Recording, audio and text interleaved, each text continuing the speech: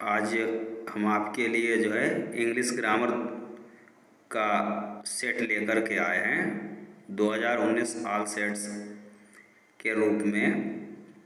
तो इसमें आपके simple, complex, compound, degree, passive voice, all type के सेंटेंस जो है इसमें हमने दे रखे हैं। किस तरह से आपको सेंटेंस हल करना है, नीचे उसका सॉल्यूशन भी समझाया गया है। और ये मोस्ट इम्पॉर्टेंट टॉपिक हैं, कृपया इसे ध्यान से देखें। तो पहला दे रखा है इन्होंने, जैसे ये सेंटेंस दिया है कि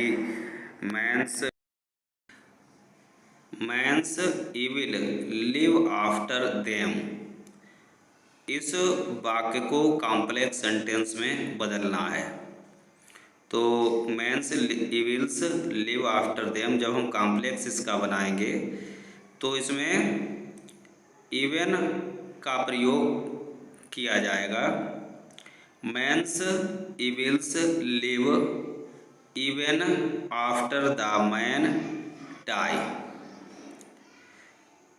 दूसरा हमारा दिया हुआ वाक्य है, वो सिंपल सेंटेंस में आपको परिवर्तित करना है। वाक्य दिया है कि we eat so that we may live. जब हम इस वाक्य को बनाएंगे तो क्या बनेगा? We eat to live. तीसरा हमारा दिया हुआ वाक्य है जो कि पैसिव वॉइस में बदलने के लिए दिया है। वाक्य है they close shops at 8 PM। तो जब इसका हम पैसिव वॉइस बनाएंगे तो क्या बनेगा? जो शॉप्स है तो वहाँ पर आ जाएगा the shops are closed by them at 8 PM।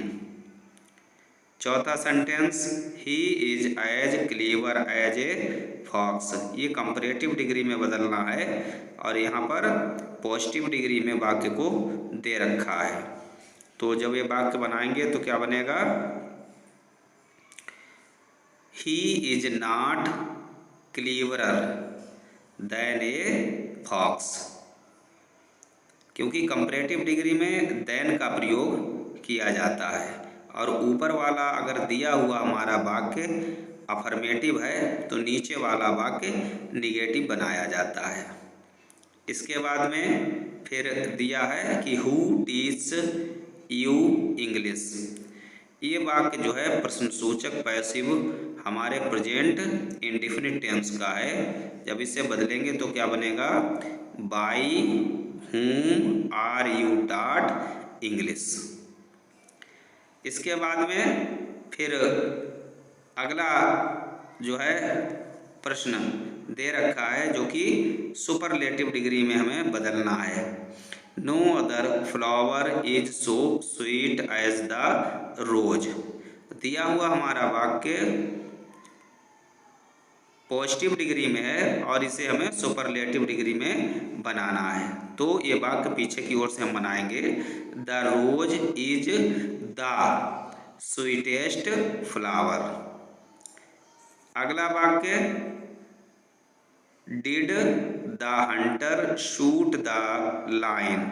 इस वाक्य को पैसिव वॉइस में बदलना है।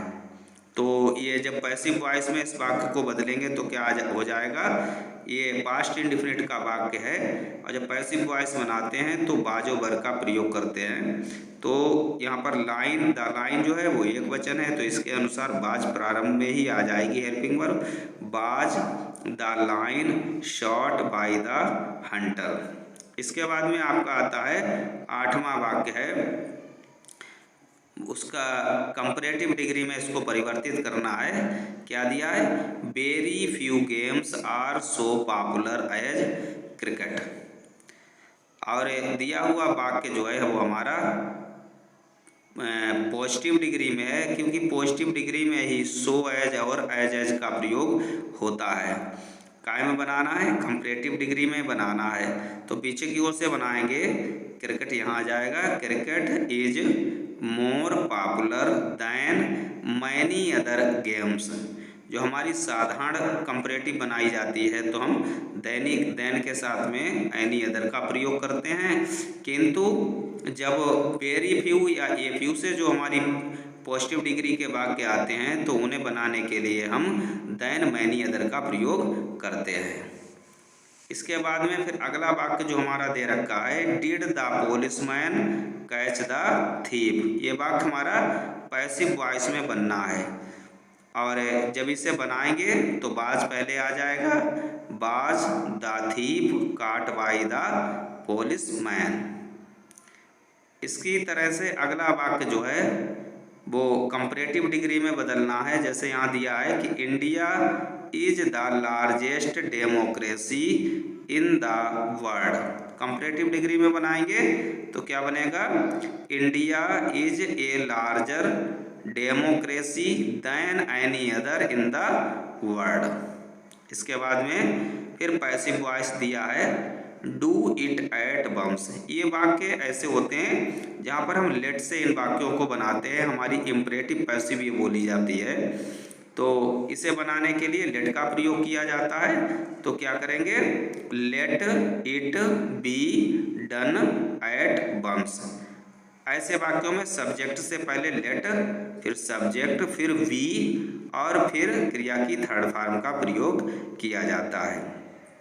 इसके बाद में अगला है, no other girl in the class is so beautiful as Renu.